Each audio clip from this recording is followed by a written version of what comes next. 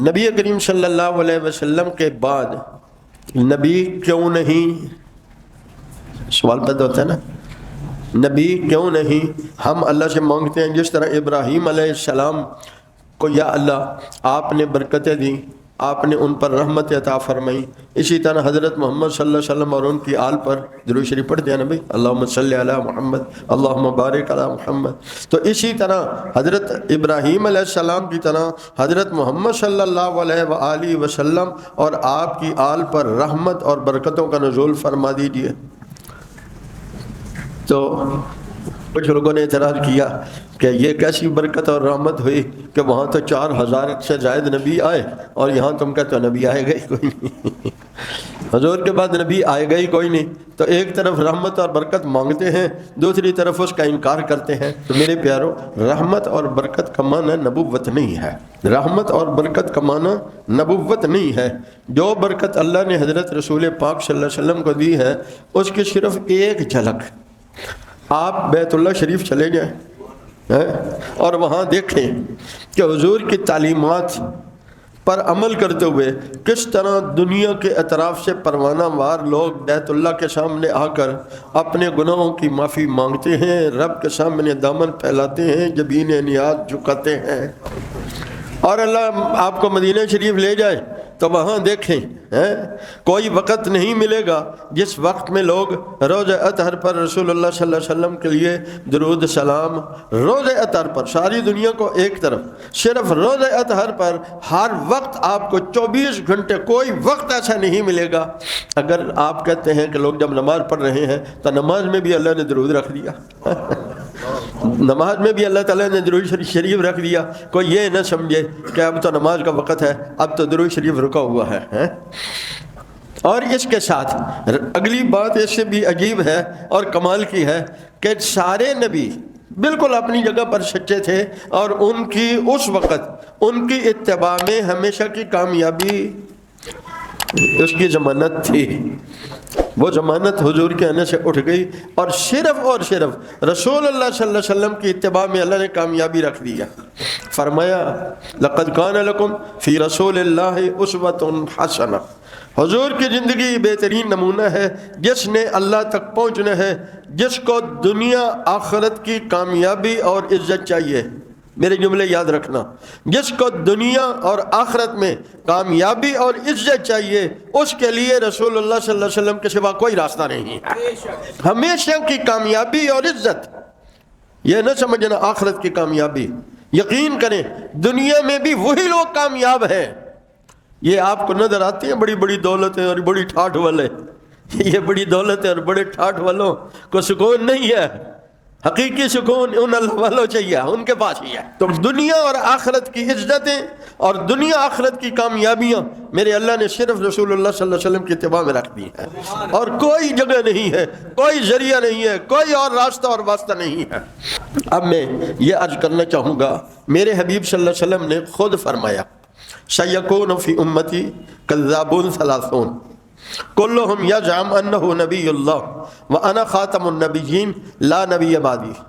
میرے بعد 30 ایسے جھوٹے اور دجال، توجہ کریں گے، کاذب کہتے ہیں جھوٹے کو، کذاب کہتے ہیں بہت جھوٹ بولے، جھوٹ پہ جھوٹ بولنے والا۔ آپ نے سنا ہوگا ایک جھوٹ بولنے کے لیے 100 جھوٹ، اس کو چھپانے کے لیے 100 جھوٹ بولنا پڑتے ہیں، اور بندوں سے اگر جھوٹ بولتا ہے تو 100 جھوٹ بولنے پڑیں گے، تو اگر اللہ سے جھوٹ بولے گا تو پھر کتنے جھوٹ بولنا پڑیں گے؟ اللہ سے کہ اللہ نے مجھے نبی بنا کے بھیجا ہے، جو یہ جھوٹ بولے گا اس کو اس جھوٹ کے لیے کتنے جھوٹ بولنے پڑیں گے؟ اس لیے حضور نے ان کو کہا کذابون۔ اور دوسری بات دجالون، دجل کیسے کہتے ہیں؟ جھوٹ کو اس طرح سے پیش کرنا کہ سننے والا اس کو سچ سمجھ جائے، اگر سننے والے کو سچ نہ لگے تو مانے گا، ہے تو جھوٹ نا بھئی، جھوٹ ہے، اس جھوٹ کو اس طرح سے پیش کیا جاتا ہے، اس طرح سے پیش کیا جاتا ہے کہ 4 بندے سنیں تو وہ اس کو سچ سمجھیں۔ تو آپ بتائیں جب آج اس کا ماننے والا اس طرح سے اس جھوٹ کو پیش کرتا ہے، خود مرزا کیسے پیش کرتا ہوگا؟ اپنے جھوٹ کو کیسے سچ بنا کے؟ تو حضور نے اسے دجل نہیں کہا، دجال کہا۔ بہت زیادہ جھوٹ کو سچ پیش کرنے والے آئیں گے حضور نے فرمایا 30 ایسے لوگ آئیں گے، کلہم یزعم، ہر ایک کا خیال یہ ہوگا انہو نبی اللہ، کہ وہ اللہ کا نبی ہے، لیکن لا نبی بعدی، میرے بعد کوئی نبی نہیں ہے۔ یہ اتنی واضح باتیں ہیں، جس کے بعد کچھ لوگ آیت ختم نبوت کا ترجمہ کرتے ہیں کہ اللہ تبارک و تعالیٰ نے فرمایا ہے حضور صلی اللہ علیہ وسلم کے متعلق، ما کان محمد ابا احد من رجالکم ولکن رسول اللہ وخاتم النبیین، آپ اللہ کے رسول ہیں اور نبیوں کے لیے مہر ہیں۔ دو معنی کیے ہیں، ایک مہر کیا اور ایک افضل نبی کیا۔ ایک معنی کیا مہر، مہر کا معنی جو اب نبی آئے گا معاذ اللہ وہ آپ کی مہر سے نبی بنے گا۔ اب کوئی بندہ کہے کہ آپ ختم نبوت کو مانتے ہو، کہتے ہیں مانتے ہیں۔ بھئی کیسے مانتے ہیں؟ بھئی وہ ختم النبیین ہیں۔ اب یہ سارے بندے بولے والے کہیں گے یار حضور کی مسند پر یہ مولوی بیٹھ کے کتنے جھوٹ بولتے ہیں، میں نے تو خود سنا ہے ان کی زبان سے، ہم حضور کو خاتم النبیین مانتے ہیں۔ بھئی خاتم النبیین تو مانتا ہے، لیکن اس کا معنی کیا کر رہا ہے وہ بھی آپ سمجھیں۔ خاتم النبیین کا معنی وہ کر رہا ہے مور،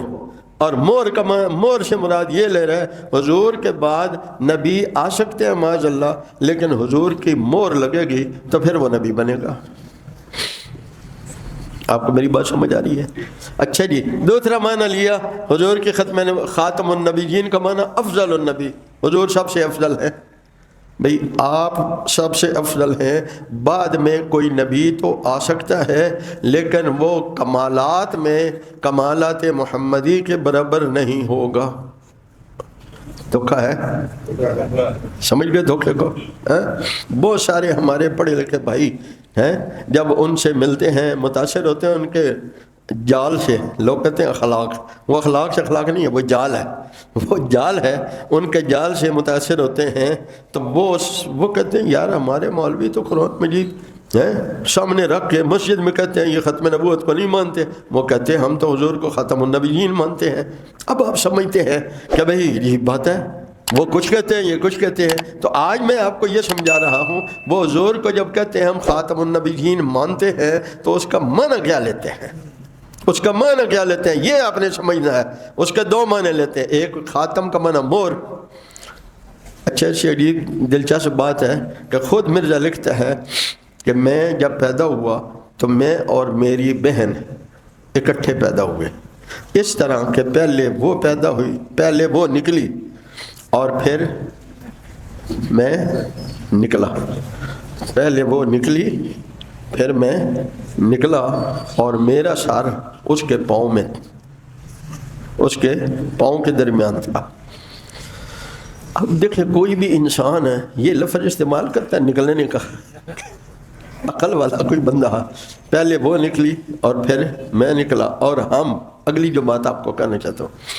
پھر اس کے بعد میرے والدین کے ہاں کوئی اولاد نہ ہوئی، لہٰذا میں اپنے ماں باپ کے ہاں خاتم الاولاد ہوا۔ اب یہاں خاتم الاولاد کا معنی کیا ہوا بھائی؟ آخری اولاد ہے۔ آپ بھی ذرا بولیں، خاتم الاولاد کا معنی یہ کیا لے رہا ہے؟ آخری اولاد۔ یہاں خاتم کا لفظ بول کر لے رہا ہے آخری اولاد، وہاں جب حضور کی باری آتا ہے تو مہر کرتا ہے، تو پھر تم بھی معنی کرو نا کہ گویا میں اپنے ماں باپ کے لیے مہر بن کے پیدا ہوا، تو آگے میری مہر سے میرے ماں باپ سے اولاد پیدا ہوگی۔ بھئی یہی معنی پھر یہاں بھی لو، یہاں معنی کہتا ہے میں اپنے ماں باپ کے ہاں گویا خاتم الاولاد ہوں، کیونکہ میرے بعد میرے ماں باپ کے ہاں کوئی اولاد نہیں ہوئی۔ انوار ختم نبوت ٹرسٹ پاکستان